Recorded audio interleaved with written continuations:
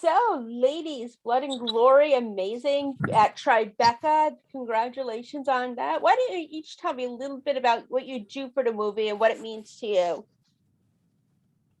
Hi, everyone. I'm Sati. I'm the writer and director. This movie is very personal, and I can't believe that we're at Tribeca, and it's just so like great to be here as a team, even if it's virtually, to talk to you about it. Thanks. And YJ, anything you want to add? Uh-oh. Do we all freeze? I think YJ froze. All right. So powerful. Yes. Oh. Is my internet spotty now? Sorry about that. The joys of being connected virtually. Exactly. We're completely dependent on our internet connection. Did I get cut off?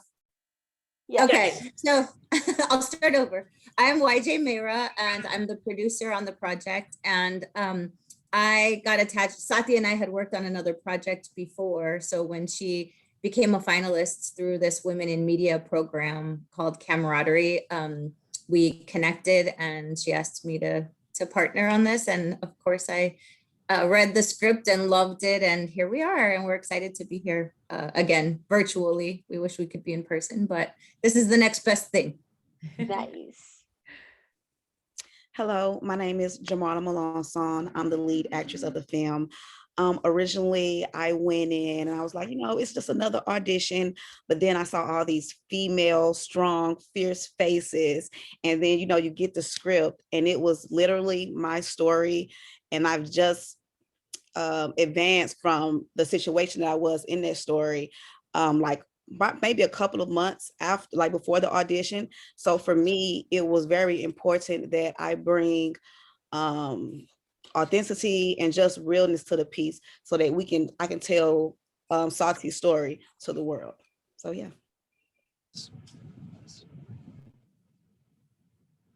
I'm Barbara Cohen, and I'm the composer for the film, and it was a real pleasure to work with Sati and watch the film that everyone brought to life.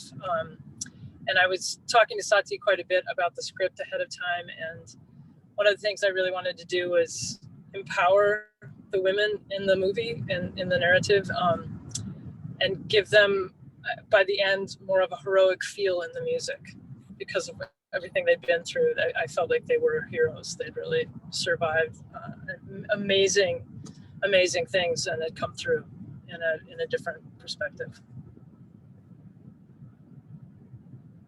I'm Brennan. I was a cinematographer on the project who had the absolute privilege of shooting this and being front row center to Jamarla's beautiful, beautiful performance. And yeah, I was just really interested in the project to have the opportunity to kind of, obviously this is a very emotional, visceral piece, which to me just meant handheld and up close and personal with the actors, and that's what we did, and it was awesome. And how would you describe the film, Sati? What inspired it, and what went into the process of writing it? Sure. The story is about the friendship between two homeless female veterans who are living on the streets of LA, and it takes place over the course of one day and all the challenges they face.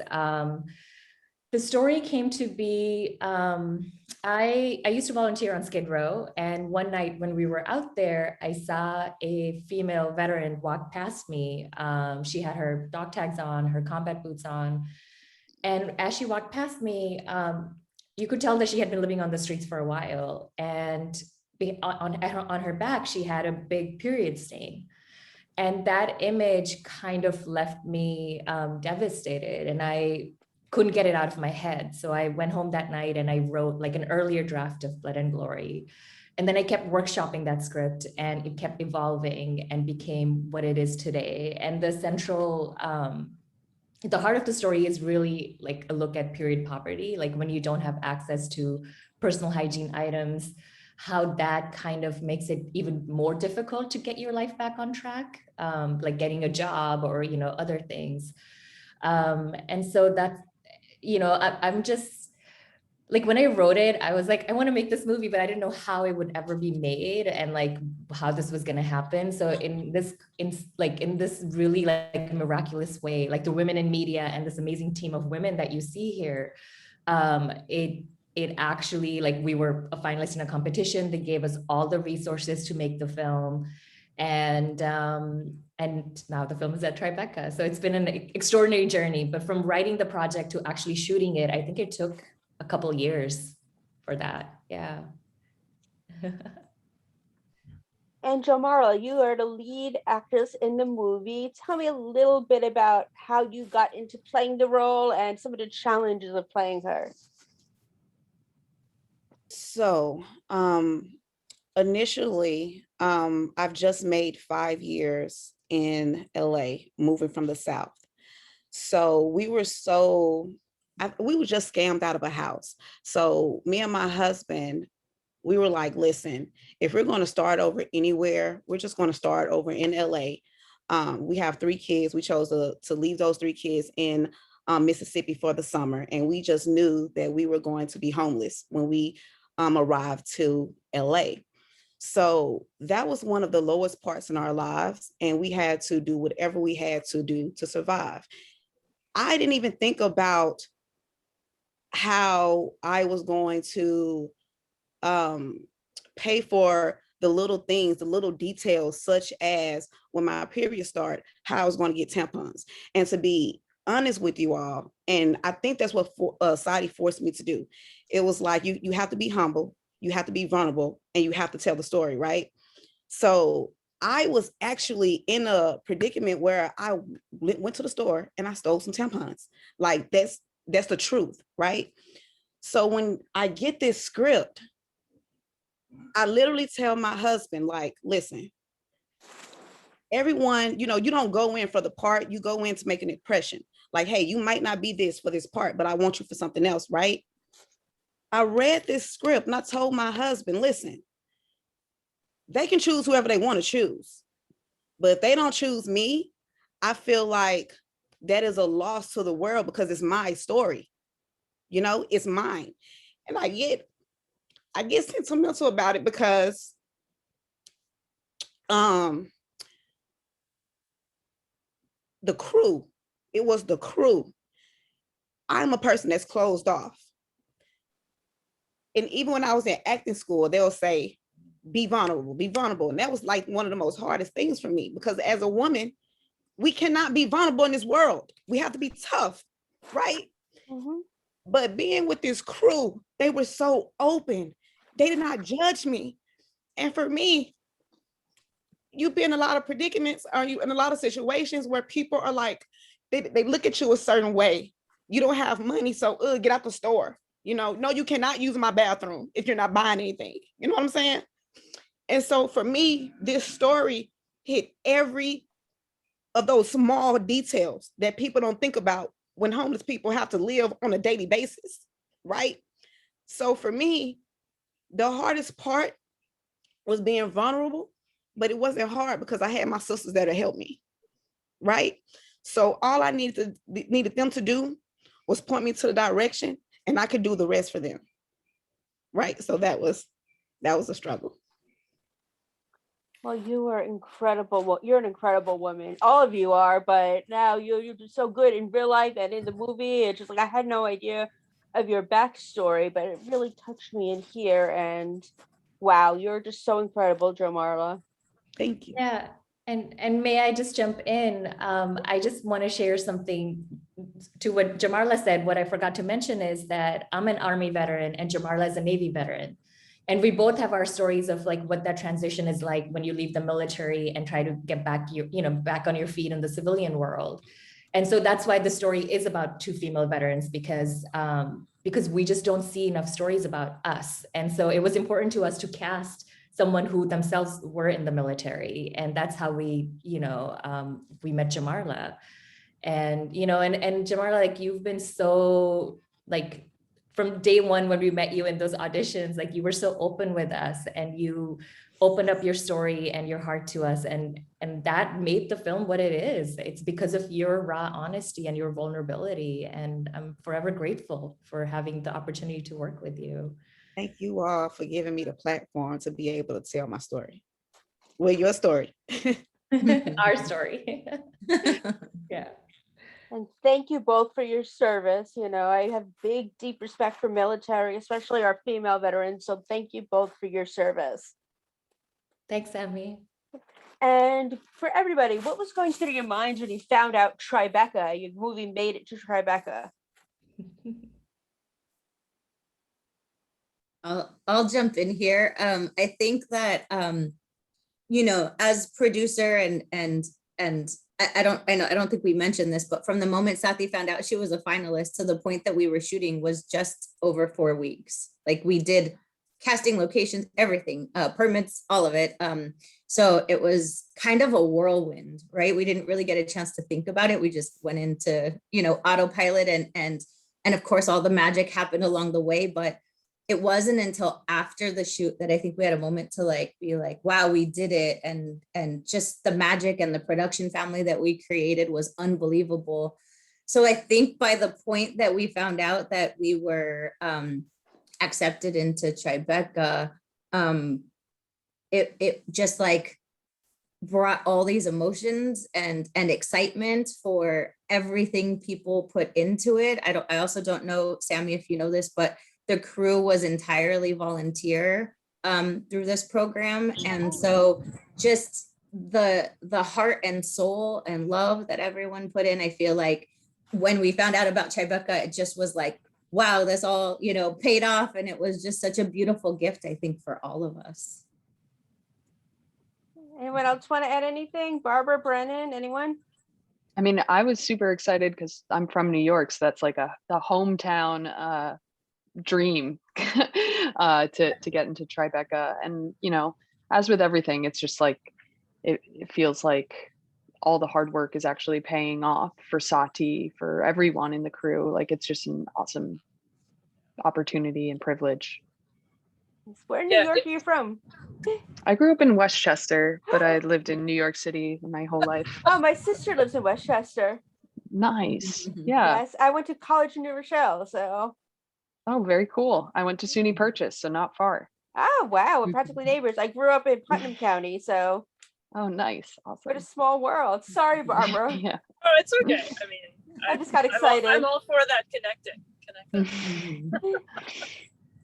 No, I think, I mean, it's just exciting because Tribeca is such a great film festival. So it's really wonderful that such a great film festival is recognizing this film.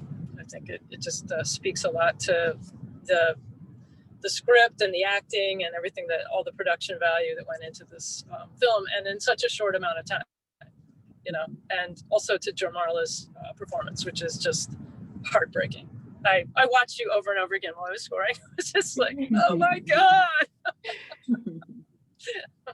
I feel like there's going to be a lot of awards in your future, honey. I think there's going to be tons of them, you know, especially when this is released to the public. I'm not even playing. I'm seeing Golden Globes. I'm seeing Oscars. I'm seeing all this stuff for all of you, because this was so incredible and so moving and so different. I mean, you never ever saw a movie like this before. So I definitely see a lot of awards and recognition. So welcome to your future, ladies. This is all you now.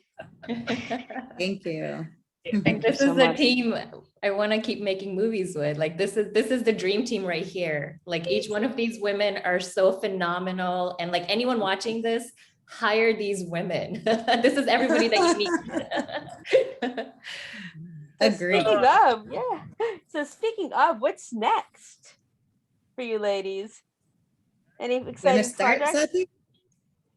Well, for me, I'm actually in a writing program right now at Universal.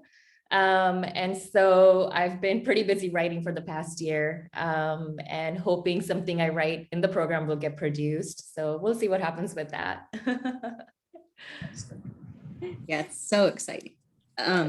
I, after Blood and Glory, produced another short that was by, it was a semi-finalist in the same program. It's a film called Afro.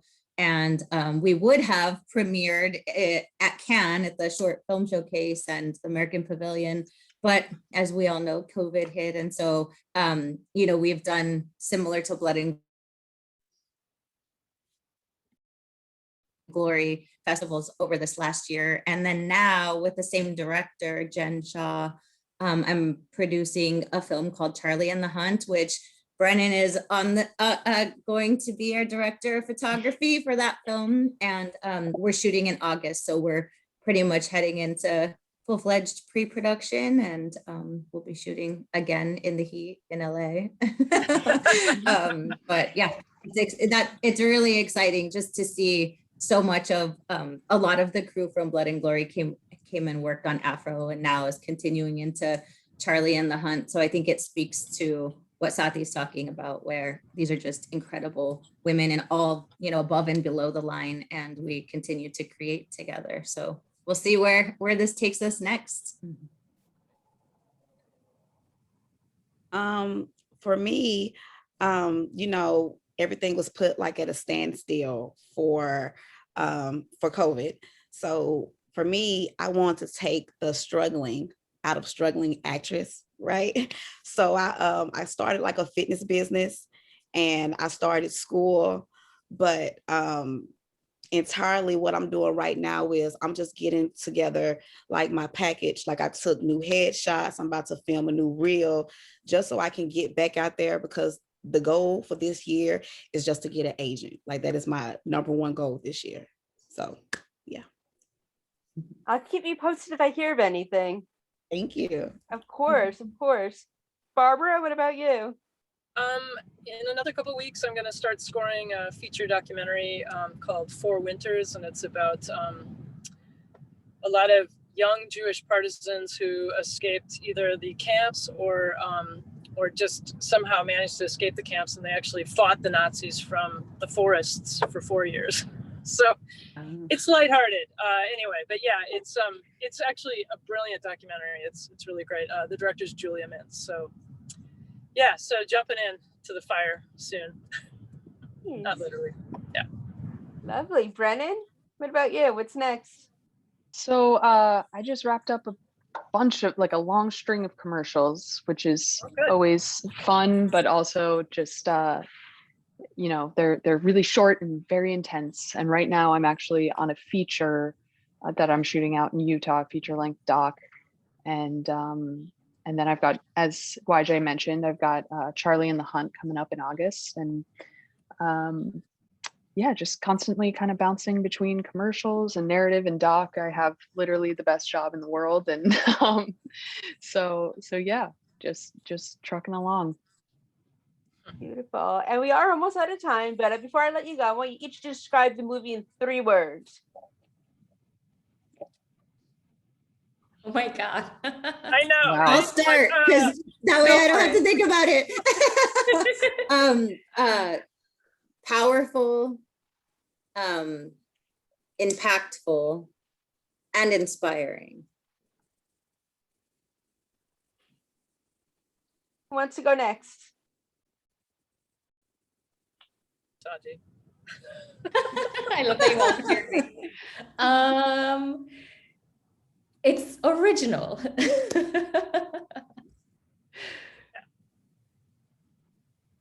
Okay. Anyone else?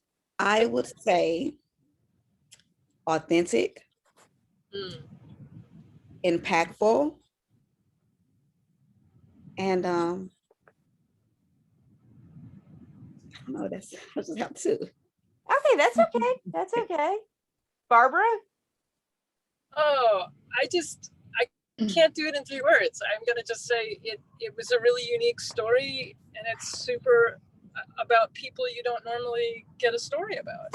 We really went to some other part and really showed these people who are wonderful and powerful people just struggling, but figuring out a way to keep going, which is like life, right? It was just this little microcosm of beautiful storytelling. Anyway, that's all I got. Sorry. Impactful.